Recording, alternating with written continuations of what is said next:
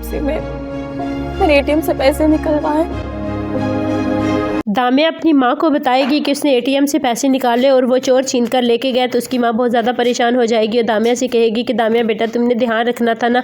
कि तुम्हारे पीछे कोई लगा तो नहीं हुआ। तो वो कहती है कि अम्मी मैंने बड़े ध्यान और एहतियात के साथ एटीएम से पैसे निकलवा कर अपनी ज़रूरत के लिए रखे हुए थे, और जब मैं एटीएम से बाहर आई तो कुछ गुंडे मेरे पीछे लग गए और उन्होंने मुझे घेर लिया और मेरा पर्स छीन कर वो लेकर चले गए। लेकिन वहाँ पर आशिर साहब भी आ गए और आशिर साहब ने उन्हें रोकने की बहुत ज़्यादा कोशिश की, लेकिन वो आशिर साहब के सामने ही मेरे पैसे लेकर चले गए और आशिर साहब भी कुछ नहीं कर पाए। उनके पास गन्स थी, इस वजह से मैंने आशिर साहब को उनके पीछे जाने नहीं दिया, क्योंकि मैं नहीं चाहती थी कि मेरी वजह से आशिर साहब पर वो गोली चलाएं या कोई इस तरह की अनहोनी बात हो जाए कि उसकी ज़िंदगी भी ख़तरे में पड़ जाए। वही तो मेरा सबसे बड़ा हमदर्द है। लेकिन आशिर बेचारा वहाँ देखता ही रह गया कि किस तरह से गुंडे दामिया के पैसे लेकर चले गए और वो कुछ भी नहीं कर पाया। इस बात का इसकी माँ को बहुत ज़्यादा मलाल होता है कि दामिया हमारे तो घर में पहले ही खर्चे के पैसे नहीं थे, अब अगर तुम्हारा भाई आएगा तो वो तो हमारे साथ बहुत ज़्यादा बुरा सलूक करेगा, क्योंकि उसे भी पैसों की ज़रूरत थी और अगर वो कहेगा उसे पैसे ना दिए तो वो तो हमारा जीना मुहाल कर देगा। इधर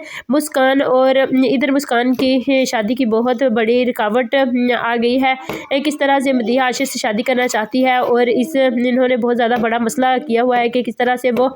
मुस्कान की माँ मुस्कान के रिश्ते के लिए बहुत ज़्यादा परेशान हो जाती है और कहती है कि रज़ा के घर वालों ने ये सब क्या महाज नया खोल लिया है। इधर जब